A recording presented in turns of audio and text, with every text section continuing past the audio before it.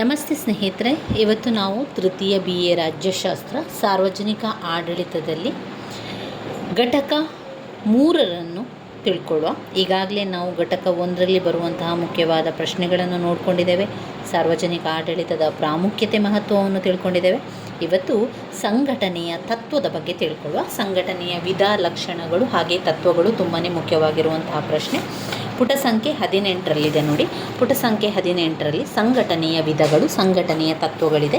ಸಂಘಟನೆಯ ತತ್ವ 15 ಅಂಕಕ್ಕೆ ಬಂದಿರುವಂತಹ ಪ್ರಶ್ನೆ. ಮೊದಲಿಗೆ ನಾವು ಅರ್ಥವನ್ನು ತಿಳ್ಕೊಳ್ಳುವ. ಸಂಘಟನೆ ಅಂದರೆ ಏನು? ಸಂಘಟನೆ ಅಂತ ಹೇಳಿದರೆ ಅದು ಒಂದು ನಿರ್ದಿಷ್ಟ ಸಂಯೋಜಿಸಲ್ಪಟ್ಟ ಒಂದು ರಚನಾತ್ಮಕ ವಿನ್ಯಾಸ. ಒಂದು ನಿರ್ದಿಷ್ಟ ಸಂಯೋಜಿಸಲ್ಪಟ್ಟ ಒಂದು ರಚನಾತ್ಮಕ ವಿನ್ಯಾಸವೇ ಸಂಘಟನೆ ಅಥವಾ ವ್ಯವಸ್ಥೆ ಅಂತ ಹೇಳುವಂಥದ್ದು. ಸಂಘಟನೆ ಅಂತ ಕೂಡ ಹೇಳ್ತೇವೆ, ಹಾಗೆ ವ್ಯವಸ್ಥೆ ಕೂಡ ಹೇಳ್ತೇವೆ. ಸಂಘಟನೆ ಅಥವಾ ವ್ಯವಸ್ಥೆ ಅಂತ ಹೇಳ್ಬೋದು. ಮುನಿ ಅವರು ಹೇಳಿರುವಂತೆ ಒಂದು ಸಾಮಾನ್ಯ ಉದ್ದೇಶ ಸಾಧನೆಗಾಗಿ ಇರುವ ಪ್ರತಿಯೊಂದು ಮಾನವ ಸಂಘದ ಸ್ವರೂಪವೇ ವ್ಯವಸ್ಥೆ ಅಥವಾ ಸಂಘಟನೆ ಅಂತ ಕರೆಯುವಂಥದ್ದು.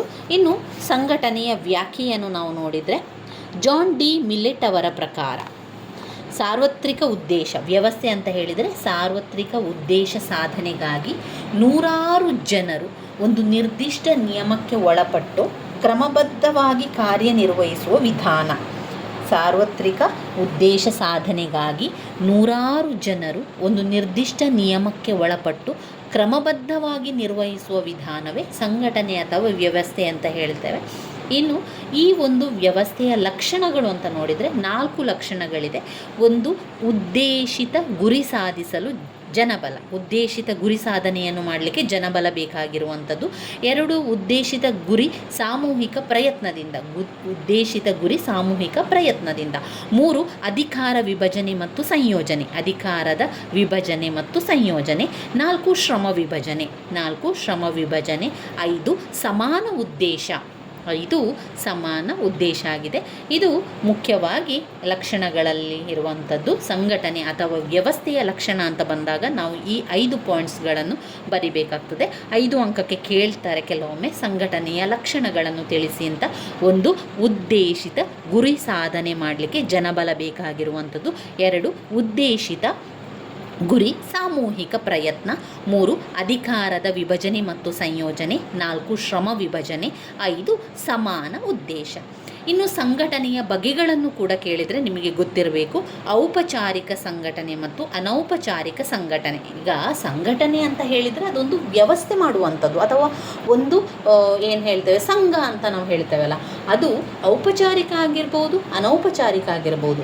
ಔಪಚಾರಿಕ ಅಂತ ಹೇಳಿದರೆ 4 ಗೋಡೆಯ ನಡುವೆ ಇರುವಂಥದ್ದು ಔಪಚಾರಿಕ. ಅನೌಪಚಾರಿಕ ಅಂತ ಹೇಳಿದರೆ ಹೊರಗಡೆ ಎಲ್ಲ ಒಂದು ವ್ಯವಸ್ಥೆಯನ್ನು ಮಾಡುವಂಥದ್ದು, ಒಂದು ಕಾರ್ಯವನ್ನು ಮಾಡುವಂಥದ್ದು ಇದೆಯಲ್ಲ, ಅದು ಅನೌಪಚಾರಿಕ ವ್ಯವಸ್ಥೆಯಲ್ಲಿ ಬರ್ತದೆ. ಔಪಚಾರಿಕ ವ್ಯವಸ್ಥೆ ಅಂದರೆ ಪೂರ್ವಯೋಜಿತವಾಗಿರ್ತದೆ. ಮೊದಲೇ ಒಂದು ಯೋಚನೆಯನ್ನು ಮಾಡಿ ಆ ಒಂದು ನಿಯಮಗಳ ಹಿನ್ನೆಲೆಯಲ್ಲಿ ಸ್ಥಾಪನೆ ಮಾಡಿರುವಂತಹ ಒಂದು ಕಾರ್ಯ. ಈ ಒಂದು ವ್ಯವಸ್ಥೆಯಲ್ಲಿ ಕಾರ್ಯನಿರ್ವಹಿಸುವಂತಹ ವ್ಯಕ್ತಿಗಳ ಪರಸ್ಪರ ಸಂಬಂಧ ಮಾದರಿಯನ್ನು ರೇಖಾಪಟ ಅಥವಾ ನಕ್ಷೆಯಲ್ಲಿ ಅಧಿಕೃತವಾಗಿ ಸೂಚಿಸುತ್ತಾರೆ.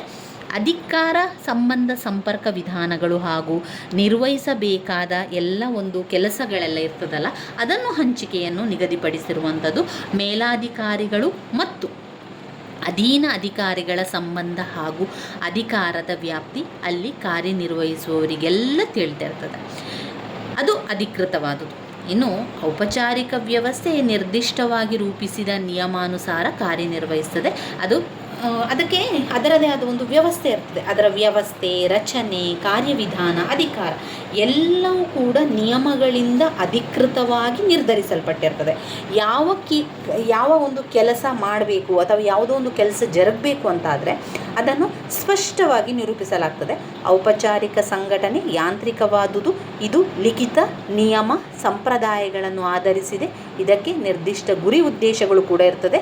ಶ್ರಮ ವಿಭಜನೆ, ಅಧಿಕಾರದ ವಿಭಜನೆ ಇದರ ಪ್ರಮುಖ ಲಕ್ಷಣ. ಇದಕ್ಕೆ ಕಾನೂನಿನ ಬೆಂಬಲ ಕೂಡ ಇರ್ತದೆ, ಅಧಿಕೃತವಾಗಿ ಸ್ಥಾಪಿಸಲ್ಪಟ್ಟಿರುತ್ತದೆ. ಇದನ್ನು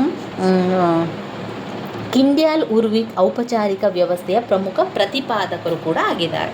ಇನ್ನು ಅನೌಪಚಾರಿಕ ವ್ಯವಸ್ಥೆ ಅಂತ ಹೇಳಿದರೆ ಏನು? ಅನೌಪಚಾರಿಕ ವ್ಯವಸ್ಥೆ ಇದು ಸಂಘಟನೆ ಅಥವಾ ವ್ಯವಸ್ಥೆಯ ಬಗೆಗಳಲ್ಲಿ ನಾನು ಹೇಳ್ತಾ ಇರುವಂಥದ್ದು ಗೊತ್ತಿರಲಿ ಎನ್ನುವ ಕಾರಣದಿಂದಾಗಿ ಅದರ ಬಗ್ಗೆ ಪ್ರಶ್ನೆಗಳು ಬರಲಿಲ್ಲ. ಆದರೂ ಕೂಡ ಒಂದು ವೇಳೆ ಸಂಘಟನೆಯ ಬಗೆಗಳನ್ನು ತಿಳಿಸಿ ಅಂತ ಕೇಳಿದರೆ ನಿಮಗೆ ಗೊತ್ತಿರಬೇಕು ಔಪಚಾರಿಕ ಸಂಘಟನೆ ಹಾಗೆ ಅನೌಪಚಾರಿಕ ಸಂಘಟನೆ. ಅದರಲ್ಲಿ ಲಕ್ಷಣಗಳು ಕೂಡ ನಾನೀಗಾಗಲೇ ಹೇಳಿದ್ದೇನೆ, ಲಕ್ಷಣಗಳನ್ನು ಕೂಡ ಓದ್ಕೊಳ್ಬೇಕು. ಇದೊಂದು ಸ್ವಲ್ಪ ವಿಚಾರ ನಿಮಗೆ ಗೊತ್ತಿರಲಿ ಎನ್ನುವ ಕಾರಣದಿಂದಾಗಿ ನಾನು ತಿಳಿಸ್ತಾ ಇದ್ದೇನೆ. ಇದರಲ್ಲಿ ತುಂಬಾ ಇಂಪಾರ್ಟೆಂಟ್ ಆಗಿರುವಂಥದ್ದು ಸಂಘಟನೆಯ ತತ್ವ. ಇದು 15 ಅಂಕಕ್ಕೆ ಪ್ರತಿ ಬಾರಿ ಹೆಚ್ಚಾಗಿ ಕೇಳುವಂಥ ಒಂದು ಪ್ರಶ್ನೆ. ಇಲ್ಲಿ ನಾವು ಅನೌಪಚಾರಿಕ ವ್ಯವಸ್ಥೆಯ ಬಗ್ಗೆ ಸ್ವಲ್ಪ ತಿಳ್ಕೊಳ್ಳೋಣ. ಅನೌಪಚಾರಿಕ ವ್ಯವಸ್ಥೆ ಅಂತ ಹೇಳಿದರೆ ಇದು ನೌಕರರ ಪ್ರವೃತ್ತಿ ಹಾಗೂ ಸ್ವಭಾವದಿಂದ ರೂಪ ತಳೆದಂತಹ ಸಂಘಟನೆ. ಒಂದು ವ್ಯವಸ್ಥೆಯಲ್ಲಿ ಕಾರ್ಯೋನ್ಮುಖರಾಗಿರುವವರ ಸ್ವಭಾವ, ಪ್ರವೃತ್ತಿ, ಕ್ರಿಯೆ, ಮನೋಧರ್ಮ ಇತ್ಯಾದಿಗಳು ತುಂಬ ಅವಶ್ಯಕ. ಯಾವುದೇ ಒಂದು ವ್ಯವಸ್ಥೆಯು ಮಾನವ ಜೀವಿಗಳ ನಡುವಣ ಸಂಬಂಧಗಳ ಸಂಕೀರ್ಣ ಮಾದರಿಯಾಗಿರ್ತದೆ. ಮಾನವ ಜೀವಿಗಳು ಸದಾಕಾಲ ನಿಗದಿಪಡಿಸಿದ ನೀತಿ ನಿಯಮಾವಳಿಗನುಸಾರವಾಗಿ ವರ್ತಿಸುವುದಿಲ್ಲ ಎಂಬುದು ಎಲ್ಲರಿಗೂ ಕೂಡ ತಿಳಿದ ವಿಷಯ. ಮೇಲಾಗಿ ಮಾನವ ಸಂಬಂಧಗಳನ್ನು ಗಣನೆಗೆ ತೆಗೆದುಕೊಳ್ಳದ ಯಾವುದೇ ಔಪಚಾರಿಕ ಯೋಜನೆಯು ಅಪೂರ್ಣವಾಗುತ್ತದೆ. ಇದು ಅನೌಪಚಾರಿಕ ವಿಷಯದಲ್ಲಿ ಇವಿಷ್ಟು ನಿಮಗೆ ಗೊತ್ತಿರಲಿ. ಇನ್ನು ನಾವು ಕಲಿಯಲೇಬೇಕಾಗಿರುವಂತಹ ಒಂದು ಪ್ರಶ್ನೆ ಸಂಘಟನೆಯ ತತ್ವಗಳು. ಸಂಘಟನೆಯ ತತ್ವ ಏನು? ಯಾವುದೇ ಒಂದು ವ್ಯವಸ್ಥೆ ಇರ್ಬೋದು, ಅದರದೇ ಆದ ತತ್ವ ಅಂತ ಇರ್ತದೆ. ಅದಕ್ಕೆ ಪ್ರತಿಯೊಂದು ಸಂಘಟನಾ ವ್ಯವಸ್ಥೆಯು ಕೆಲವೊಂದು ನಿರ್ದಿಷ್ಟ ಗುರಿಗಳನ್ನು ಕೂಡ ಹೊಂದಿರ್ತದೆ. ಈ ಗುರಿಗಳನ್ನು ಈಡೇರಿಕೆಗಾಗಿ ವ್ಯವಸ್ಥೆಯು ಕೆಲವು ತತ್ವಗಳ ಆಧಾರದ ಮೇಲೆ ರೂಪಿಸಲ್ಪಟ್ಟಿರ್ತದೆ. ವ್ಯವಸ್ಥೆಯ ಕೆಲವು ತತ್ವಗಳ ಆಧಾರದ ಮೇಲೆ ರೂಪಿಸಿರುವಂಥ ತತ್ವಗಳು ಅಂತ ಹೇಳಿದರೆ ಅದರಲ್ಲಿ ಪಾಯಿಂಟ್ಸ್ಗಳನ್ನು ಕೊಟ್ಟಿದ್ದಾರೆ. 1 ಅಧಿಕಾರ ಮತ್ತು ಜವಾಬ್ದಾರಿ. ಮೊದಲನೇದಾಗಿ ಅಧಿಕಾರ ಮತ್ತು ಜವಾಬ್ದಾರಿ. 2 ಅಧಿಕಾರದ ಶ್ರೇಣಿ. 3 ನಿಯಂತ್ರಣ ವ್ಯಾಪ್ತಿ. 4 ಏಕ ಆದೇಶ ತತ್ವ. 5 ಅಧಿಕಾರ ನಿಯೋಜನೆ. 6 ಕೇಂದ್ರೀಕರಣ ಮತ್ತು ವಿಕೇಂದ್ರೀಕರಣ. 7 ಸಂಘಟನೆ ಮತ್ತು ವಿಘಟನೆ. 8 ಸಂಯೋಜನೆ. ಮತ್ತೊಮ್ಮೆ ಪಾಯಿಂಟ್ಸ್ಗಳನ್ನು ಹೇಳ್ತಾ ಹೋಗ್ತಾನೆ. 8 ಪಾಯಿಂಟ್ಸ್ಗಳಿದೆ ಸಂಘಟನೆಯ ತತ್ವಗಳಲ್ಲಿ. 1 ಅಧಿಕಾರ ಮತ್ತು ಜವಾಬ್ದಾರಿ. ಅಧಿಕಾರ ಮತ್ತು ಜವಾಬ್ದಾರಿ ಸಂಘಟನೆಯ ತತ್ವದಲ್ಲಿ ಮೊದಲನೆಯ ಪಾಯಿಂಟ್ಸ್ ಅಧಿಕಾರ ಮತ್ತು ಜವಾಬ್ದಾರಿ. 2 ಅಧಿಕಾರ ಶ್ರೇಣಿ. 2 ಯಾವುದು? ಅಧಿಕಾರ ಶ್ರೇಣಿ. ಪಾಯಿಂಟ್ಸ್ಗಳನ್ನು ನಾನು ಹೇಳಬೇಕಾದ್ರೆ ನೀವು ಕೂಡ ಬಾಯಲ್ಲಿ ಹೇಳ್ತಾ ಹೋಗಿ, ಆಗ ಪಾಯಿಂಟ್ಸ್ಗಳು ನೆನಪಲ್ಲಿ ಉಳಿಲಿಕ್ಕೆ ಸಹಾಯ ಆಗ್ತದೆ. 3 ನಿಯಂತ್ರಣ ವ್ಯಾಪ್ತಿ. 3 ಯಾವುದು? ನಿಯಂತ್ರಣ ವ್ಯಾಪ್ತಿ. 4 ಏಕ ಆದೇಶ ತತ್ವ. 4ನೇದು ಏಕ ಆದೇಶ ತತ್ವ. 5 ಅಧಿಕಾರ ನಿಯೋಜನೆ. 5 ಅಧಿಕಾರ ನಿಯೋಜನೆ. 6 ಕೇಂದ್ರೀಕರಣ ಮತ್ತು ವಿಕೇಂದ್ರೀಕರಣ. ಕೇಂದ್ರೀಕರಣ ಮತ್ತು ವಿಕೇಂದ್ರೀಕರಣ. 7 ಸಂಘಟನೆ ಮತ್ತು ವಿಘಟನೆ. ಸಂಘಟನೆ ಮತ್ತು ವಿಘಟನೆ. 8 ಸಂಯೋಜನೆ. 8 ಏನು? ಸಂಯೋಜನೆ. ಇಲ್ಲಿ ಎಲ್ಲ ಪಾಯಿಂಟ್ಸ್ಗಳನ್ನು ಕೂಡ ನಾವು ಸ್ವಲ್ಪ ವಿಚಾರಗಳನ್ನು ತಿಳಿತಾ ಹೋಗುವ. ಏನಿದೆ ಅದರೊಳಗೆ ಅಥವಾ ಅದರ ಅನುಕೂಲತೆಗಳೇನು, ಅನಾನುಕೂಲತೆಗಳೇನು ಎಲ್ಲವನ್ನು ಕೂಡ ಸ್ವಲ್ಪ ನಾವು ತಿಳಿತಾ ಹೋಗುವ ಸ್ನೇಹಿತರೆ. ಮೊದಲನೇದಾಗಿ ಅವರು ಇಲ್ಲಿ ಕೊಟ್ಟಿರುವಂಥದ್ದು ಶ್ರೇಣಿ ಸೂತ್ರ ಅಥವಾ ಸ್ಕೇಲರ್ ಪದ್ಧತಿ ಅಂತ ಕೊಟ್ಟಿದ್ದಾರೆ. ಅದನ್ನು ಮೊದಲು ಅವರು ತಿಳಿಸ್ತಾ ಇದ್ದಾರೆ. ಇಲ್ಲಿ ಅಧಿಕಾರ ಮತ್ತು ಜವಾಬ್ದಾರಿ ಅಂತ ಇರುವಲ್ಲಿ ಅಧಿಕಾರ ಮತ್ತು ಜವಾಬ್ದಾರಿ ಅವರು ಫಸ್ಟ್ ಪಾಯಿಂಟ್ ಕೊಟ್ಟಿದ್ದರು. ಈ ಶ್ರೇಣಿಯನ್ನು ಅವರಲ್ಲಿ ಹೇಳ್ತಾ ಇದ್ದಾರೆ. ಆಮೇಲೆ ಏಕಾದೇಶ ತತ್ವ, ನಿಯಂತ್ರಣದ ವ್ಯಾಪ್ತಿ, ಮೇಲ್ವಿಚಾರಣಾ ತತ್ವ ಎಲ್ಲವನ್ನು ಕೊಟ್ಟಿದ್ದಾರೆ. ಇದರಲ್ಲಿ 8 ಪಾಯಿಂಟ್ಸ್ಗಳನ್ನು ನೋಡ್ಕೊಳ್ಳಿ. ಅವರು ವಿವರಿಸಿರುವಂಥದ್ದನ್ನು ಕೆಲವೊಂದನ್ನು ನಾವು ನೋಡ್ತಾ ಹೋಗುವ. ಇಲ್ಲಿ ಶ್ರೇಣಿ ಸೂತ್ರ ಅಥವಾ ಸ್ಕೇಲರ್ ಪದ್ಧತಿ. ಈ ಚಿತ್ರವನ್ನು ನೋಡ್ಕೊಳ್ಳಿ ಮತ್ತು ಈ ಚಿತ್ರವನ್ನು ಮಾಡಿ ವಿವರಣೆಯನ್ನು ಬರೀರಿ. ಇಲ್ಲಿ A, B, C, D ಹಾಗೆ E, F, G ಈ ರೀತಿಯ ಲೈನ್ಗಳು ಬರ್ತದೆ, ನೋಡ್ಕೊಳ್ಳಿ. ಶ್ರೇಣಿ ವ್ಯವಸ್ಥೆ ಇದು. ಶ್ರೇಣಿ ವ್ಯವಸ್ಥೆಯು ಸಂಘಟನೆಯು ಒಂದು ಮುಖ್ಯವಾದಂತಹ ತತ್ವ. ಸಂಘಟನೆಯಲ್ಲಿ ಒಂದು ಮುಖ್ಯವಾದಂತಹ ತತ್ವ ಅಂತ ಹೇಳಿದರೆ ಅದು ಶ್ರೇಣಿ ಸೂತ್ರ ಅಥವಾ ಸ್ಕೇಲರ್ ಪದ್ಧತಿ ಅಂತ ಹೇಳ್ತಾರೆ. ಪ್ರತಿಯೊಂದು ಆಡಳಿತ ವ್ಯವಸ್ಥೆಯು ಶ್ರೇಣಿ ತತ್ವದ ಆಧಾರದ ಮೇಲೆ ರಚಿಸಲ್ಪಟ್ಟಿರ್ತದೆ. ಯಾಕಂದರೆ ಅದಕ್ಕೆ ಶ್ರೇಣಿಯ ವ್ಯವಸ್ಥೆ ಅಂತ ಹೇಳಿದರೆ ಅಲ್ಲಿ ಅಧಿಕಾರಿಗಳ ಮೇಲೆ ಮೇಲಾಧಿಕಾರಿಗಳ ಆಳ್ವಿಕೆ ಅಥವಾ ನಿಯಂತ್ರಣ ಕೂಡ ಅಂತ ಹೇಳ್ಬೋದು. ಇದು ಮೇಲಾಧಿಕಾರಿ ಮತ್ತು ಅಧೀನಾಧಿಕಾರಗಳ ಸಂಬಂಧವನ್ನು ಕೂಡ ನಮಗೆ ಅದು ಸೂಚಿಸ್ತದೆ.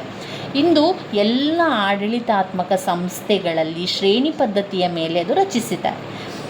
LD ವೈಟ್ ಅವರು ಹೇಳುವಂತೆ ಮೇಲ್ಮಟ್ಟದಿಂದ ಕೆಳಮಟ್ಟದವರೆಗೆ ಜವಾಬ್ದಾರಿಯ ವಿವಿಧ ಹಂತಗಳನ್ನು ಹೊಂದಿದಂತಹ ಉನ್ನತಾಧಿಕಾರಿ ಮತ್ತು ಅಧೀನ ಅಧಿಕಾರಗಳ ಸಂಬಂಧದ ಆಧಾರದ ಮೇಲೆ ಈ ಒಂದು ಪದ್ಧತಿ ರಚನೆಯಾಗಿದೆ ಅಂತ ಅವರು ಹೇಳ್ತಾರೆ. ಶ್ರೇಣಿ ವ್ಯವಸ್ಥೆ ಅಂತ ಹೇಳಿದರೆ ಅದು ಹಂತ ಹಂತವಾಗಿ ರಚಿಸಲ್ಪಟ್ಟಂತಹ ಆಡಳಿತ ವ್ಯವಸ್ಥೆಯಾಗಿದೆ. ಈ ವ್ಯವಸ್ಥೆಯಲ್ಲಿ ಕಾರ್ಯನಿರ್ವಹಿಸುವಂತಹ ವ್ಯಕ್ತಿಗಳನ್ನು ಅವರೇನು ಮಾಡ್ತಾರೆ, ಅಲ್ಲಿ ಜವಾಬ್ದಾರಿ ಮತ್ತು ಕರ್ತವ್ಯಗಳಿಗೆ ಅನುಸಾರವಾಗಿ ಅವರನ್ನು ವರ್ಗೀಕರಿಸ್ತಾರೆ.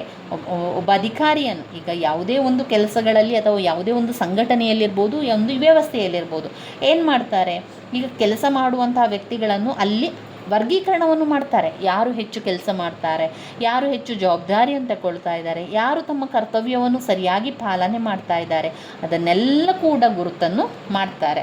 ಇಂತಹ ಆಡಳಿತ ವ್ಯವಸ್ಥೆಯಲ್ಲಿ ನಾವು ಪ್ರತಿಯೊಬ್ಬ ಉದ್ಯೋಗಿಯು ತನ್ನ ಸಮೀಪದ ಮೇಲಾಧಿಕಾರಿಗೆ ನೇರವಾಗಿ ಜವಾಬ್ದಾರಿಯುತರಾಗಿರ್ತೇವೆ. ಆ ಮೂಲಕ ವ್ಯವಸ್ಥೆಯ ತುದಿಯ ತಲುಪುವವರೆಗೆ ನಾವು ಉನ್ನತ ಅಧಿಕಾರಿಗಳಿಗೆ ಜವಾಬ್ದಾರಿಯುತರಾಗಿರ್ತೇವೆ. ಇಂತಹ ಶ್ರೇಣಿ ಪದ್ಧತಿಯ ಆಡಳಿತದ ವ್ಯವಸ್ಥೆಯಲ್ಲಿ ಅಧಿಕಾರ, ಆಜ್ಞೆ, ನಿಯಂತ್ರಣ ಎಲ್ಲ ಕೂಡ ಇರ್ತದಲ್ವಾ. ಒಂದು ಕೆಲಸ ಅಂತ ಹೇಳಿದ ಕೂಡಲೇ ಅದೇನಾಗಿರ್ತದೆ ಅಂದರೆ ಮೇಲಿಂದ ಕೆಳಮುಖವಾಗಿ ಹಂತ ಹಂತವಾಗಿ ಎಲ್ಲ ಕೂಡ ಒಂದು ಸೂಕ್ತ ಮಾರ್ಗದ ಮೂಲಕವೇ ಹೋಗಬೇಕು. ಅಂದರೆ ಹಂತ ಹಂತವಾಗಿಯೇ ಅದು ಹೋಗಬೇಕು. ಯಾವುದೇ ಮಧ್ಯಂತರದ ಹಂತವನ್ನು ಕೈ ಬಿಡಲು ಸಾಧ್ಯವಿಲ್ಲ. ಒಂದೊಂದೇ ಸ್ಟೆಪ್ಪನ್ನು ಹೋಗಬೇಕಾಗಿರುವಂಥದ್ದು. ಅದು ಒಂದು ರೇಖಾಚಿತ್ರದ ಮೂಲಕ ಅವರಿಲ್ಲಿ ಶ್ರೇಣಿ ತತ್ವವನ್ನು ತಿಳಿಸ್ತಾ ಇದ್ದಾರೆ. ಈ ರೀತಿಯ ಒಂದು ಹಾಕಿ ನಂತರ ABCD, ಈಗ ಇಲ್ಲಿ ಒಂದು ಲೈನ್ಗಳನ್ನು ಹಾಕಿ ABCDEFG ಈ ರೀತಿಯಾಗಿ ನೆನಪಲ್ಲಿ ಇಟ್ಕೊಳ್ಳಿ. ಈ ರೇಖಾಚಿತ್ರದಲ್ಲಿ ಅವರು ಈ ರೀತಿಯಾಗಿ ಕೊಟ್ಟಿದ್ದಾರೆ. A ಶ್ರೇಣಿ, A ಆದ ನಂತರ BCD ಈ ರೀತಿಯಾಗಿ ಕೊಟ್ಟಿರುವಂಥದ್ದು. ಇದರಲ್ಲಿ ಬೇರೆ ಬೇರೆ ವಿಚಾರಗಳಿದೆ. ಅದನ್ನು ಓದ್ಕೊಳ್ತಾ ಹೋದರೆ ಅಥವಾ ಅದನ್ನು ಓದ್ಕೊಂಡ್ರೆ ನಮಗೆ ಸ್ವಲ್ಪನೇ ಅದರ ಒಂದು ಗೊಂದಲದ ರೀತಿಯಲ್ಲಿ ಉಂಟಾಗ್ತದೆ. ಆದ ಕಾರಣ ನೀವು ಸ್ವಲ್ಪ ಶ್ರೇಣಿಯ ಬಗ್ಗೆ ಮಾತ್ರ ಬರೀರಿ, ನಂತರ ಚಿತ್ರವನ್ನು ನೋಡಿ ಸ್ವಲ್ಪ ವಿಷಯವನ್ನು ಬರಿತಾ ಹೋಗಿ. ಇನ್ನು ಈ ಒಂದು ಶ್ರೇಣಿ ವ್ಯವಸ್ಥೆಯ ಅನುಕೂಲ ಮತ್ತು ಅನಾನುಕೂಲತೆಗಳನ್ನು ಸ್ವಲ್ಪ ತಿಳ್ಕೊಳ್ಳುವ. ಶ್ರೇಣಿ ವ್ಯವಸ್ಥೆಯನ್ನು ಮಾಡೋದ್ರಿಂದ ಏನೆಲ್ಲ ಅನುಕೂಲತೆಗಳಿದೆ ಅಂತ ಹೇಳಿದರೆ, ಆಡಳಿತ ವ್ಯವಸ್ಥೆಯಲ್ಲಿ ಸಮಗ್ರತೆ ಮತ್ತು ಐಕ್ಯತೆ ಕೂಡ ಉಂಟಾಗ್ತದೆ. ಸಾಮರಸ್ಯ, ಏಕತೆ ಕೂಡ ಸ್ಥಾಪಿಸಲಿಕ್ಕೆ ಸಾಧ್ಯ ಆಗ್ತದೆ. ಎರಡನೇದಾಗಿ, ಈ ಒಂದು ವ್ಯವಸ್ಥೆಯಲ್ಲಿ ಕಾರ್ಯನಿರ್ವಹಿಸುತ್ತಿರುವ ಪ್ರತಿಯೊಬ್ಬ ಉದ್ಯೋಗಿಯ ಕರ್ತವ್ಯ ಆಗಿರ್ಬೋದು, ಸ್ಥಾನವನ್ನು ಸ್ಪಷ್ಟವಾಗಿ ವ್ಯಕ್ತಪಡಿಸಲಾಗಿರುತ್ತದೆ. ತಾನು ಯಾರಿಗೆ ಜವಾಬ್ದಾರಿ ಎಂಬುದನ್ನು ಪ್ರತಿಯೊಬ್ಬನೂ ಕೂಡ ತಿಳಿದಿರುತ್ತಾನೆ. ಮೂರನೇದು, ಈ ಒಂದು ವ್ಯವಸ್ಥೆಯಲ್ಲಿ ಕೆಲಸ ಕಾರ್ಯಗಳು ಕ್ರಮಬದ್ಧವಾಗಿ ಮತ್ತು ವ್ಯವಸ್ಥಿತವಾಗಿ ನಡೆಯುತ್ತದೆ. ನಿರ್ಣಯದ ಬಗ್ಗೆ ಮತ್ತು ಕ್ರಮ ತೆಗೆದುಕೊಂಡ ಬಗ್ಗೆ ಮಾಹಿತಿಯನ್ನು ಕೂಡ ತಿಳಿಸಲಾಗುತ್ತದೆ. ನಾಲ್ಕನೇದು, ಮೇಲಾಧಿಕಾರಿಯು ಕೆಲವೊಂದು ಅಧಿಕಾರ ಮತ್ತು ಜವಾಬ್ದಾರಿಯನ್ನು ತನ್ನ ಅಧೀನ ಅಧಿಕಾರಿಗಳಿಗೆ ವರ್ಗಾಯಿಸುವುದರಿಂದ ವರಿಷ್ಠ ಅಧಿಕಾರಿಯು ಕಾರ್ಯಭಾರ ಕಡಿಮೆಯಾಗಿ ಆಡಳಿತದಲ್ಲಿ ದಕ್ಷತೆ ಮೂಡಲು ಕೂಡ ಸಾಧ್ಯ ಆಗ್ತದೆ. ಪ್ರತಿಯೊಬ್ಬ ಅಧಿಕಾರಿಯ ಹೊಣೆಗಾರಿಕೆಯನ್ನು ಗುರುತಿಸಬಹುದು. ಆಡಳಿತ ವ್ಯವಸ್ಥೆಯಲ್ಲಿ ಪ್ರತಿಯೊಬ್ಬ ಉದ್ಯೋಗಿಯು ತಾನು ಯಾರಿಗೆ ಹೊಣೆಗಾರನೆಂಬುದು ಸ್ಪಷ್ಟವಾಗಿ ತಿಳಿದಿರುತ್ತದೆ. ಪ್ರತಿಯೊಂದು ವಿಷಯವು ಪ್ರತಿಯೊಂದು ಹಂತದಿಂದ ಹಾದು ಹೋಗಬೇಕಾಗಿರುವುದರಿಂದ ಪ್ರತಿಯೊಬ್ಬ ಅಧಿಕಾರಿಯು ಈ ವಿಷಯದ ಬಗ್ಗೆ ತಿಳಿದುಕೊಳ್ಳಲು ಸಹಕಾರಿಯಾಗಿದೆ. ಕರ್ತವ್ಯ ಹಾಗೂ ಜವಾಬ್ದಾರಿಯ ಸ್ಪಷ್ಟತೆ ಇರುವುದರಿಂದ ಗೊಂದಲಕ್ಕೆ ಅವಕಾಶ ಇರುವುದಿಲ್ಲ. ಕೆಲಸ ಅಥವಾ ಶ್ರಮದ ಪುನರಾವರ್ತನೆ ಕೂಡ ಇರುವುದಿಲ್ಲ. 8ನೇ ಪಾಯಿಂಟ್, ಹೊಣೆಗಾರಿಕೆಯ ವಿಭಜನೆ ಹಾಗೂ ಅಧಿಕಾರ ನಿಯೋಜನೆ ಇಲ್ಲಿ ಸುಲಭವಾಗ್ತದೆ. ಅಂದರೆ ಶ್ರಮ ವಿಭಜನೆ ಇಲ್ಲಿ ಸುಲಭವಾಗಿದೆ. 9ನೇದು, ಇಲ್ಲಿ ಒಂದು ರೀತಿಯ ಸಂಯೋಜನೆ, ಸಮನ್ವಯ ಹಾಗೂ ಸಹಕಾರ ಕಂಡುಬರ್ತದೆ. ವ್ಯವಸ್ಥೆಯ ಶೃಂಗದಲ್ಲಿರುವವರು ನೀತಿ ನಿರೂಪಿಸಿದರೆ ಮಧ್ಯಂತರ ಹಂತದವರು ವಿವರ ಸಿದ್ಧಪಡಿಸ್ತಾರೆ ಹಾಗೂ ಕೆಳ ಹಂತದವರು ನೀತಿಯನ್ನು ಅನುಷ್ಠಾನಕ್ಕೆ ಕೂಡ ತರುತ್ತಾರೆ. ಶ್ರೇಣಿ ವ್ಯವಸ್ಥೆಯ ಅನಾನುಕೂಲತೆಗಳೇನು? ಪ್ರತಿಯೊಂದು ಕಾರ್ಯ ಸೂಕ್ತ ಮಾರ್ಗದ ಮೂಲಕ ಕಾರ್ಯಗತಗೊಳ್ಳಬೇಕಾಗಿರುವುದರಿಂದ ಆಡಳಿತದಲ್ಲಿ ವಿಳಂಬಕ್ಕೆ ಅವಕಾಶವಾಗಿ ಭ್ರಷ್ಟಾಚಾರ ಉಂಟಾಗ್ತದೆ. ನೋಡಿ, ಶ್ರೇಣೀಕೃತ ರೀತಿಯಲ್ಲಿ ಮಾಡೋದ್ರಿಂದ ಅನುಕೂಲತೆಗಳೆಷ್ಟಿದೆ ಅಷ್ಟೇ ಅನಾನುಕೂಲತೆಗಳನ್ನು ಕೂಡ ಕಾಣ್ಬೋದು. ಈ ರೀತಿಯಾಗಿ ಮಾಡೋದ್ರಿಂದ ಏನಾಗ್ಬೋದು? ಭ್ರಷ್ಟಾಚಾರ ಉಂಟಾಗ್ಬೋದು ಅಂತ ಹೇಳ್ತಾ ಇದ್ದಾರೆ. ಭ್ರಷ್ಟಾಚಾರಕ್ಕೆ ದಾರಿ ಮಾಡಿಕೊಡಲಿಕ್ಕೆ ಈ ರೀತಿ ಮಾಡಿಕೊಡುವಂಥದ್ದು. ಇನ್ನು ಇಲ್ಲಿ ಏನು ಮಾಡ್ತಾರೆ, ಒಂದು ತೀರ್ಮಾನವನ್ನು ತೆಗೆದುಕೊಳ್ಳಿಕ್ಕೆ ಹಿಂಜರಿಕೆ ಮಾಡ್ತಾರೆ. ಯಾಕೆ ಅಂದರೆ ಹೇಳಿದರೆ, ಆಡಳಿತ ವ್ಯವಸ್ಥೆಯಲ್ಲಿ ಜಟಿಲತೆ ಉಂಟಾಗ್ತದೆ. ಮೇಲಾಧಿಕಾರಿಗಳ ಆದೇಶವಿಲ್ಲದೆ ಅಧೀನಾಧಿಕಾರಿಗಳು ಏನು ಮಾಡ್ತಾರೆ, ಯಾವುದೇ ತೀರ್ಮಾನವನ್ನು ತೆಗೆದುಕೊಳ್ಳಿಕ್ಕೆ ಅವರು ಭಯಪಡ್ತಾರೆ, ಹಿಂಜರಿತಾರೆ. ನಿಯಮ ಮತ್ತು ವಿಧಾನಗಳಿಗೆ ಹೆಚ್ಚು ಅಂಟಿಕೊಂಡಿರುವ ಅಧಿಕಾರಿಗಳು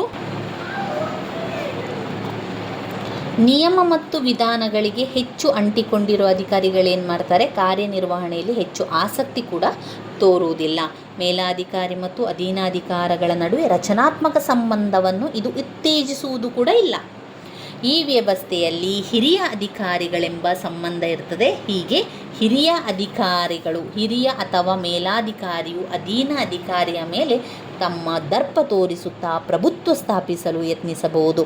ಇದರಿಂದಾಗಿ ಅಧೀನ ಅಧಿಕಾರಿಗಳು ಒಂದು ರೀತಿಯ ಕೀಳರಿಮೆಯ ಭಾವನೆ ಕೂಡ ಬೆಳೆಸಿಕೊಳ್ಳುವ ಸಾಧ್ಯತೆ ಇದೆ.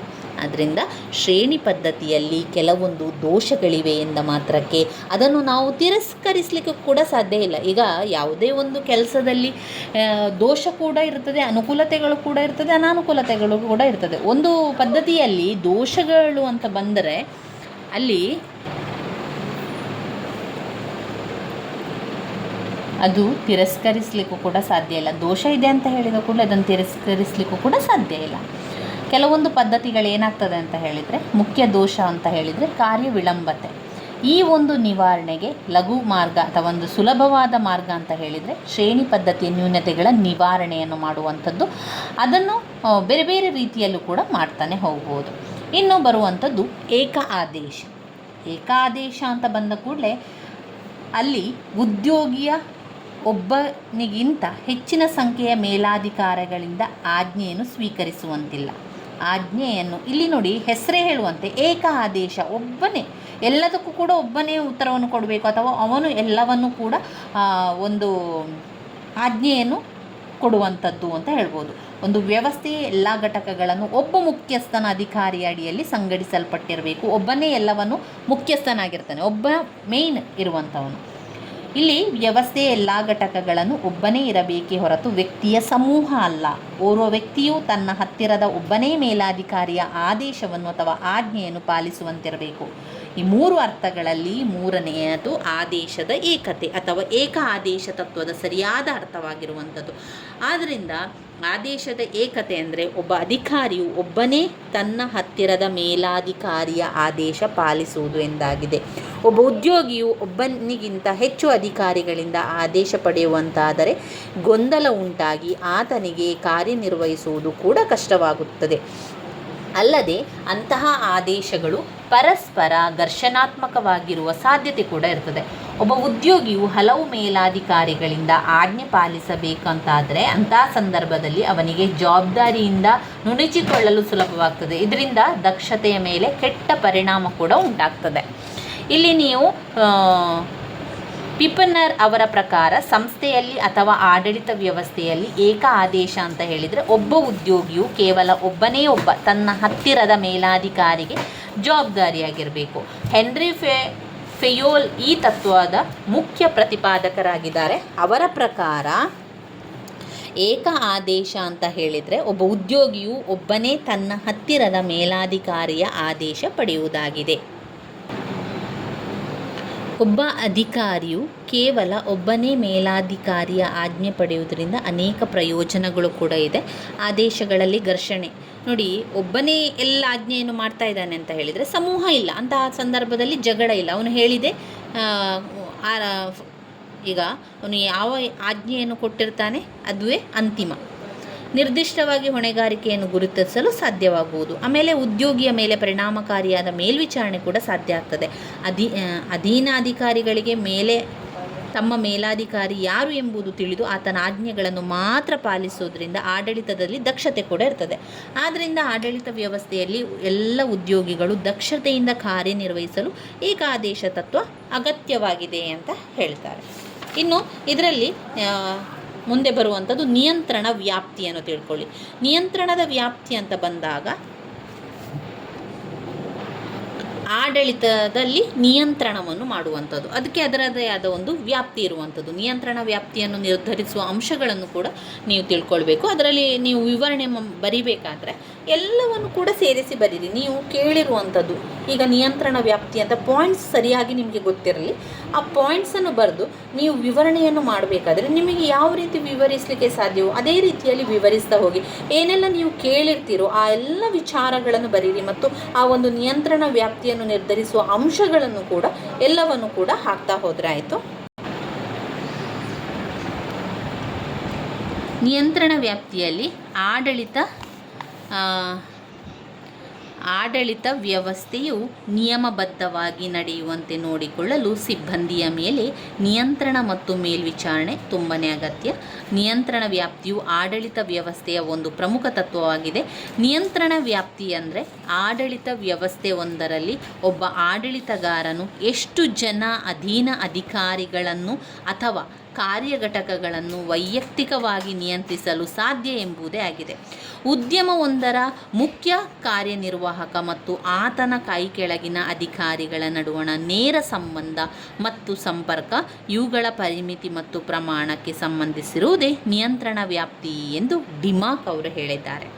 ಇನ್ನು ಶ್ರೇಣಿ ತತ್ವ ಆಧಾರದ ಮೇಲೆ ರಚಿತವಾದ ಆಡಳಿತ ವ್ಯವಸ್ಥೆಯಲ್ಲಿ ವಿವಿಧ ಹಂತಗಳಿದ್ದು ಮೇಲಾಧಿಕಾರಿಯು ತನ್ನ ಕೈ ಕೆಳಗಿನ ಅಧೀನ ಅಧಿಕಾರಿಗಳ ಮೇಲೆ ಮೇಲ್ವಿಚಾರಣೆ ಮಾಡಬೇಕಾಗುತ್ತದೆ. ನಿಮಗೆ ಈಗ ತುಂಬಾ ಜನರಿಗೆ ಪ್ರಶ್ನೆ ಇರಬಹುದು, ಇದರಲ್ಲಿರುವಂತಹ ವಿವರಣೆ ಅಥವಾ ಇದರಲ್ಲಿರುವಂತಹ ವಿಚಾರಗಳನ್ನು ನಾವು ಹೇಗೆ ಬರಿಬೇಕು ಅಂತ. ನೀವು ಅದರ ಬಗ್ಗೆ ಏನು ಚಿಂತೆ ಮಾಡಬೇಡಿ. ಸರಿಯಾಗಿ ಹೇಳುವುದನ್ನು ಕೇಳಿಕೊಂಡ್ರೆ ನಿಮಗೆ ಏನು ಅರ್ಥ ಆಯಿತು, ಎಷ್ಟು ಅರ್ಥ ಆಯಿತು ಅದರ ಬಗ್ಗೆ ಸ್ವಲ್ಪ ನಿಮಗೆ ಗೊತ್ತಾದರೂ ಕೂಡ ಸಾಕು. ಅದನ್ನೇ ಬರಿತಾ ಹೋಗಿ. ನಿಮಗೆ ಅದೇ ವಿವರಣೆ ಬೇಕು ಅಂತ ಯಾವುದೇ ನಿಯಮ ಇಲ್ಲ ಸ್ನೇಹಿತರೆ. ಈಗ ನಿಯಂತ್ರಣ ವ್ಯಾಪ್ತಿ ಅಂತ ಬಂದಾಗ ಒಂದು ಜನರಲ್ ಆಗಿ ನಾವು ಯೋಚನೆ ಮಾಡುವಂಥದ್ದೇನು, ನಿಯಂತ್ರಣ ಮಾಡಬೇಕು. ಒಂದು ಸಂಘದಲ್ಲಿ ಅಥವಾ ಒಂದು ಅಧಿಕಾರಿ ನಿಯಂತ್ರಣವನ್ನು ಮಾಡುವಂಥದ್ದು, ನಿಯಂತ್ರಣದ ವ್ಯಾಪ್ತಿಯನ್ನು ಸೂಚಿಸುವಂಥದ್ದು. ಎಷ್ಟು ಜನರನ್ನು ನಿಯಂತ್ರಣ ಮಾಡ್ತಾನೆ, ಆ ಒಂದು ಮೇಲ್ವಿಚಾರಕನ ಎಲ್ಲವನ್ನು ನಿಯಂತ್ರಣದ ವ್ಯಾಪ್ತಿಯಲ್ಲಿ ತರುವಂಥದ್ದು, ಅದನ್ನೆಲ್ಲ ನೀವು ಬರಿತಾ ಹೋಗಿ. ಇನ್ನು ನಿಯಂತ್ರಣ ವ್ಯಾಪ್ತಿಯನ್ನು ನಿರ್ಧರಿಸುವ ಅಂಶ ಅಂತ ಬಂದಾಗ ಅದರಲ್ಲಿ ಬೇರೆ ಬೇರೆ ಅಂಶಗಳಿದೆ.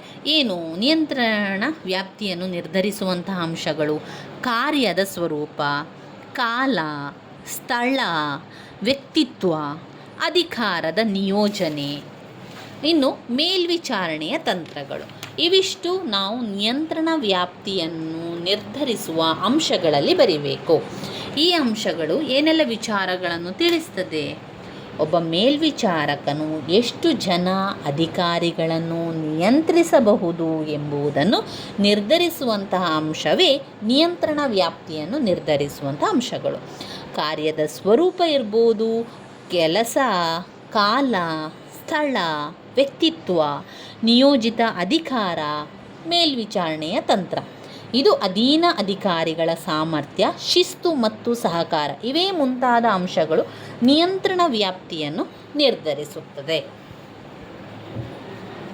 ಇದು ಸಂಘಟನೆಯ ತತ್ವದಲ್ಲಿ ನೀವು ಬರಿಬೇಕಾದ್ರೆ ಸ್ನೇಹಿತರೆ, ಇದರಲ್ಲಿ ನೋಡಿ ಅವರು ಎಲ್ಲ ಪಾಯಿಂಟ್ಸ್ಗಳನ್ನು ವಿವರಿಸಿಲ್ಲ, ಕೆಲವೊಂದನ್ನಷ್ಟು ವಿವರಿಸಿದ್ದಾರೆ. ಈಗ ನಿಯಂತ್ರಣ ವ್ಯಾಪ್ತಿಯನ್ನು ಅವರು ಹೇಳ್ತಾ ಇದ್ದಾರೆ, ಹಾಗೆ ಶ್ರೇಣಿಯ ಬಗ್ಗೆ ಕೂಡ ಅವರು ಹೇಳಿದ್ದಾರೆ.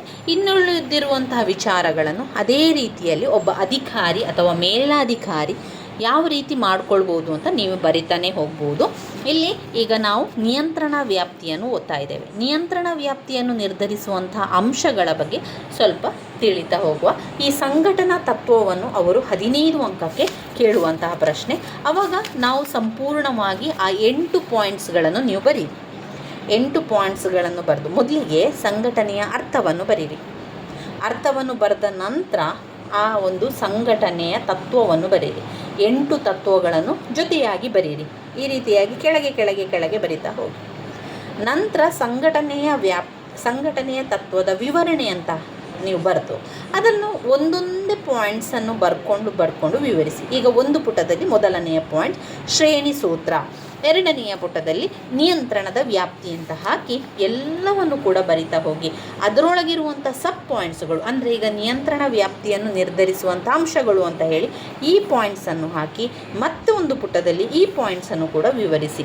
ಈ ರೀತಿಯಾಗಿ ನೀವು ಬರೆಯುವುದರಿಂದ ನಿಮಗೆ 4 ರಿಂದ 5 ಪುಟದಷ್ಟು ಉತ್ತರವನ್ನು ಆರಾಮದಲ್ಲಿ ಬರಿತಾ ಹೋಗ್ಬೋದು.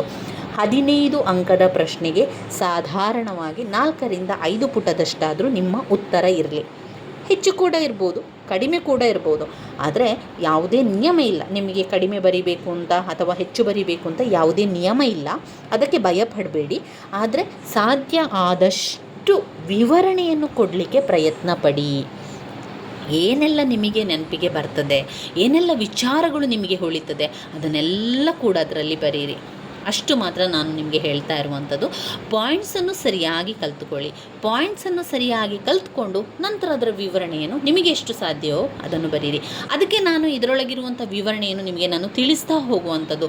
ಸಮಯ ಇದ್ದಾಗ ಆ ವಿವರಣೆಯನ್ನು ಕೇಳಿ.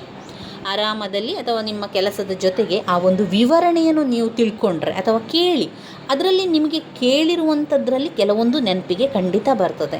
ಅದನ್ನು ನೀವು ಬರಿತಾ ಹೋಗ್ಬೋದು ಎನ್ನುವ ಕಾರಣದಿಂದಾಗಿ ನಾನು ಅದರೊಳಗೆ ಬರುವಂಥ ವಿವರಣೆಯನ್ನು ನಿಮಗೆ ನಾನು ತಿಳಿಸ್ತಾ ಇರುವಂಥದ್ದು. ನಿಯಂತ್ರಣ ವ್ಯಾಪ್ತಿಯನ್ನು ನಿರ್ಧರಿಸುವ ಅಂಶಗಳು. ಒಂದು, ಕಾರ್ಯದ ಸ್ವರೂಪ. ಮೇಲ್ವಿಚಾರಣೆ ಮಾಡಬಹುದಾದ ಕಾರ್ಯದ ಸ್ವರೂಪ ಒಂದೇ ರೀತಿಯಾಗಿದ್ದು ಸರಳವಾಗಿದ್ದರೆ ಮೇಲ್ವಿಚಾರಕನು ಹೆಚ್ಚಿನ ಒಂದು ಸಂಖ್ಯೆಯ ಅಧೀನ ಅಧಿಕಾರಗಳನ್ನು ನಿಯಂತ್ರಿಸಬಹುದು. ಈ ಒಂದು ಕಾರಣದಿಂದಾಗಿ ಅದರ ಪ್ರತಿಯಾಗಿ ನಿರ್ವಹಿಸಬೇಕಾದ ಕೆಲಸ ಕಾರ್ಯಗಳು ವೈವಿಧ್ಯಮಯವಾಗಿದ್ದು ಸಂಕೀರ್ಣವಾಗಿದ್ದರೆ ಕಡಿಮೆ ಸಂಖ್ಯೆಯ ಅಧಿಕಾರಿಗಳನ್ನು ನಿಯಂತ್ರಿಸಲು ಸಾಧ್ಯ. ಇನ್ನು 2, ಕಾಲ. ಒಂದು ಆಡಳಿತ ಸಂಸ್ಥೆಯು ಬಹುಕಾಲದಿಂದ ಇದ್ದು ವ್ಯವಸ್ಥಿತವಾದ ಹಳೆಯ ಸಂಸ್ಥೆಯೊಂದರಲ್ಲಿ ಅನುಭವ ಮತ್ತು ಸಮರ್ಥ ಉದ್ಯೋಗಿಗಳು ಇರುವುದರಿಂದ ಮೇಲ್ವಿಚಾರಕನ ಕಾರ್ಯ ಸುಲಭವಾಗುವುದು. ಇದರಿಂದಾಗಿ ಆಡಳಿತಗಾರನು ಹೆಚ್ಚಿನ ಸಂಖ್ಯೆಯ ಅಧಿಕಾರಿಗಳನ್ನು ನಿಯಂತ್ರಿಸಬಹುದು. ಆದರೆ ಆಗ ತಾನೇ ಹೊಸದಾಗಿ ಸ್ಥಾಪಿಸಲ್ಪಟ್ಟ ಸಂಸ್ಥೆಯಲ್ಲಿ ಉದ್ಯೋಗಿಗಳಿಗೆ ಸಂಸ್ಥೆಯ ಬಗ್ಗೆ ತಿಳುವಳಿಕೆ ಅನುಭವ ಇಲ್ಲದಿರುವುದರಿಂದ ಮೇಲ್ವಿಚಾರಕನು ಹೊಸ ಸಂಸ್ಥೆಗಿಂತಲೂ ಹಳೆಯ ಸಂಸ್ಥೆಯಲ್ಲಿ ಹೆಚ್ಚು ವ್ಯಕ್ತಿಗಳನ್ನು ನಿಯಂತ್ರಿಸಲು ಸಾಧ್ಯ. 3, ಸ್ಥಳ. ಮೇಲ್ವಿಚಾರಣೆಗೆ ಒಳಪಡುವ ವ್ಯಕ್ತಿಗಳು ಒಂದೇ ಸ್ಥಳದಲ್ಲಿ ಕಾರ್ಯನಿರ್ವಹಿಸುತ್ತಿದ್ದರೆ ಹೆಚ್ಚಿನ ಸಂಖ್ಯೆಯ ವ್ಯಕ್ತಿಗಳ ಮೇಲೆ ಮೇಲ್ವಿಚಾರಣೆ ನಡೆಸಬಹುದು. ಇದರ ಬದಲು ಅವರು ಬೇರೆ ಬೇರೆ ಸ್ಥಳಗಳಲ್ಲಿ ಚದುರಿ ಕಾರ್ಯನಿರ್ವಹಿಸುತ್ತಿದ್ದರೆ ಹೆಚ್ಚಿನ ಸಂಖ್ಯೆಯ ಉದ್ಯೋಗಿಗಳನ್ನು ಕೂಡ ನಿಯಂತ್ರಿಸಲು ಸಾಧ್ಯವಿಲ್ಲ. 4ನೇದು, ವ್ಯಕ್ತಿತ್ವ. ಮೇಲ್ವಿಚಾರಕನ ಧೋರಣೆ ಮತ್ತು ಆತನ ವ್ಯಕ್ತಿತ್ವವು ಸಹ ನಿಯಂತ್ರಣ ವ್ಯಾಪ್ತಿಯನ್ನು ನಿರ್ಧರಿಸುತ್ತದೆ. ಮೇಲ್ವಿಚಾರಕನು ಹೆಚ್ಚು ಸಮರ್ಥನಾಗಿದ್ದರೆ ಹೆಚ್ಚು ಅಧಿಕಾರಿಗಳನ್ನು ಆತನು ಅಧ್ಯಕ್ಷನು, ಅಸಮರ್ಥನೂ ನಿರುತ್ಸಾಹಿಯೂ ಆಗಿದ್ದರೆ ಕಡಿಮೆ ಸಂಖ್ಯೆಯ ಅಧಿಕಾರಿಗಳನ್ನು ನಿಯಂತ್ರಿಸಲು ಸಾಧ್ಯ. ಇನ್ನು ಅಧಿಕಾರ ನಿಯೋಜನೆ. ಅಧಿಕಾರ ನಿಯೋಜನೆಯು ಸಹ ನಿಯಂತ್ರಣ ವ್ಯಾಪ್ತಿಯನ್ನು ನಿರ್ಧರಿಸುತ್ತದೆ. ಹೆಚ್ಚು ವಿಕೇಂದ್ರೀಕರಣವು ನಿಯಂತ್ರಣ ವ್ಯಾಪ್ತಿಯನ್ನು ಹೆಚ್ಚಿಸುತ್ತದೆ. ಅಧಿಕಾರ ನಿಯೋಜನೆಯಿಂದ ಹೆಚ್ಚಿನ ಕಾರ್ಯಗಳನ್ನು ಅಧೀನ ಅಧಿಕಾರಿಗಳೇ ನಿರ್ವಹಿಸುತ್ತಾರೆ. ಮೇಲಿನ ಅಧಿಕಾರಿಗಳು ಎಲ್ಲ ಅಧಿಕಾರಿಗಳನ್ನು ತಮ್ಮಲ್ಲಿಯೇ ಉಳಿಸಿಕೊಂಡರೆ ಹೆಚ್ಚಿನ ಕಾರ್ಯಭಾರದಿಂದ ಅವರು ಹೆಚ್ಚಿನ ಸಂಖ್ಯೆಯ ಅಧಿಕಾರಿಗಳನ್ನು ನಿಯಂತ್ರಿಸಲು ಅಸಾಧ್ಯ. ಇನ್ನು ಮೇಲ್ವಿಚಾರಣೆಯ ತಂತ್ರಗಳನ್ನು ನಾವು ನೋಡಿದರೆ, ಮೇಲ್ವಿಚಾರಣೆಯ ತಂತ್ರಗಳು ಉನ್ನತ ಮಟ್ಟದವುಗಳಾಗಿದ್ದರೆ ಮೇಲ್ವಿಚಾರಕನು ಹೆಚ್ಚಿನ ಉದ್ಯೋಗಿಗಳನ್ನು ನಿಯಂತ್ರಿಸಬಲ್ಲ. ಈ ಅಂಶಗಳಲ್ಲದೆ ಅಧೀನ ಅಧಿಕಾರಿಗಳ ಸಾಮರ್ಥ್ಯವು ಕೂಡ ನಿಯಂತ್ರಣ ವ್ಯಾಪ್ತಿಯನ್ನು ನಿರ್ಧರಿಸುತ್ತದೆ. ಅಧೀನ ಅಧಿಕಾರಿಗಳಿಗೆ ನೀಡುವ ಉತ್ತಮ ತರಬೇತಿಯು ನಿಯಂತ್ರಣ ವ್ಯಾಪ್ತಿಯನ್ನು ಹೆಚ್ಚಿಸುತ್ತದೆ.